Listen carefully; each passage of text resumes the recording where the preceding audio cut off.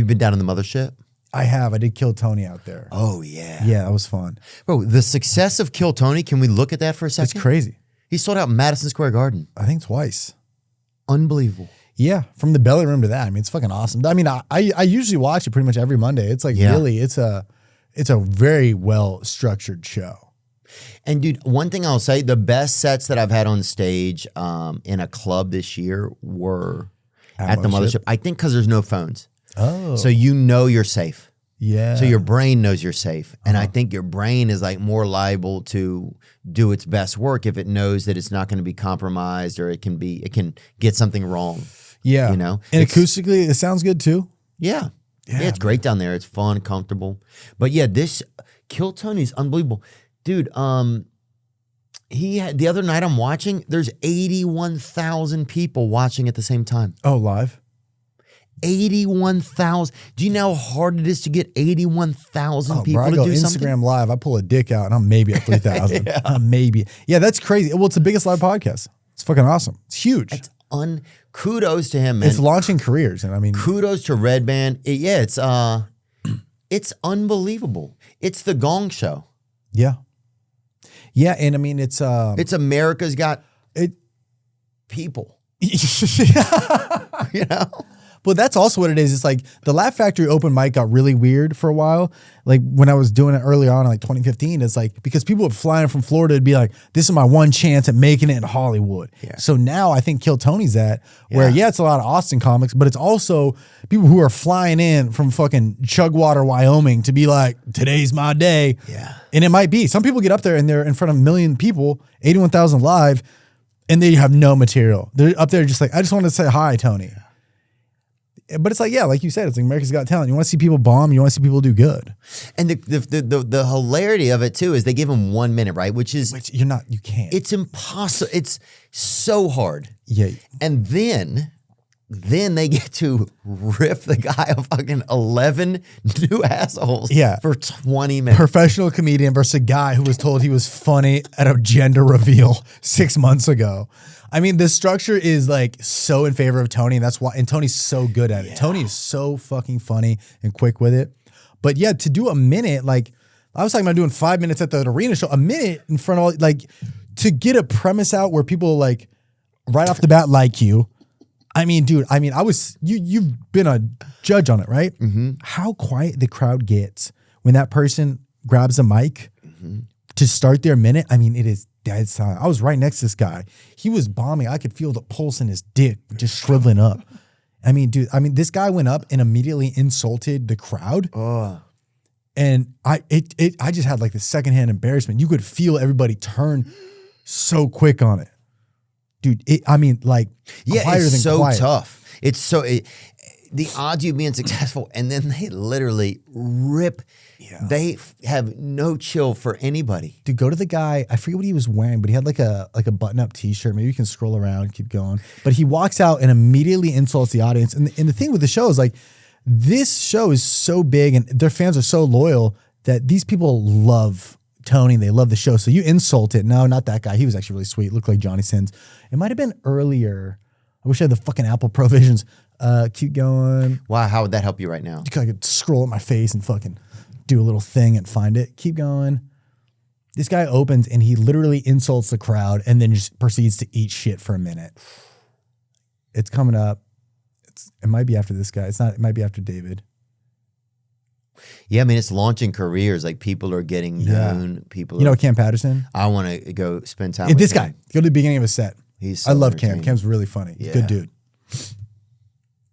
Go to the beginning. Dude, I mean, you can feel how tense it is up there. Yeah, that should be perhaps Montilla. What's going on, y'all? Oh, thank you. You ugly people. Thank you for coming out. I appreciate that. I know what you're thinking. Why is my GTA drug dealer? But yeah, 300 people just...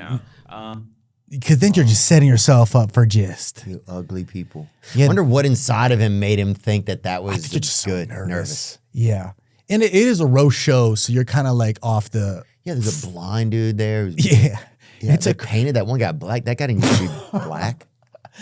They edit that in. It's not even Brian Simpson. Yeah, this kid. And then here's the crazy part: they have the It's Jim Norton right there. They have the Just- black Brian. They have Brian Simpson is basically the black red band. Yeah. Too. You don't know what's going on here, Dude, dude. It's so good. I saw an episode recently. This guy went up there and opened with like, "Oh, it's great to be on like America's Got Talent, like Trailer Park Edition," and then ate shit for a minute. And the second his minute was up, Tony was like, "Huh, America's the trash version, huh?" And then you just bought like. I think that everybody is there for Tony in the show. So when you talk shit about the show and you haven't earned it, like they turn on you so quickly. You got to respect it, man. But like being next to that, you could just feel how tense it was. I mean, to do a minute, I mean, it's a fucking god awful format for a new stand up. But if you do well, it launches your career. Well, it's just amazing what they're doing. It's amazing that they're doing that with a table, a couple of cameras, and a comedy stage. So, I wonder A if they'll- table. They're fucking set up. It's it's a podcast. Yeah, they used that for a potluck the other day. They're probably going to try and get bought out, but like how the show is right now is perfect. And like, you really don't need to change anything, honestly. Yeah. I mean, in why? If you could travel with that show for the next couple years and do it on the road, and Dude, bring it's it to people. huge. I get recognized for being on that show more than just not more, but just like random. Someone's like, "Oh, I saw you on Kill Tony." It's like, oh, It's the number one thing that I hear people say a lot. Just like, oh, that kind of just surprised me. Like, oh yeah, we just flew to Austin for Kill Tony. yeah. Well, it's also a big. There's a big community in it where, like. It's almost exciting where like the Reddit will kind of go crazy. Like, oh, I heard Theo's the guest on this week's episode, because since they bank shoot, they don't really know. But it's like, oh, Theo was in Austin. That people start doing the dots and people shit. start putting things up. Yeah, It's kind of like a fun because it brings all corners of the comedy world in it, and there's those characters. It's like a reality show, honestly. yeah. You want to see them. Want to see what's going on with their life. Yeah, man. And they have crazy moments. That Ric Flair moment where he just said, "I'm going to bed" or whatever. That he didn't understand the concept of it. Yeah, was he hammered? He's just like, hey, stop roasting these people.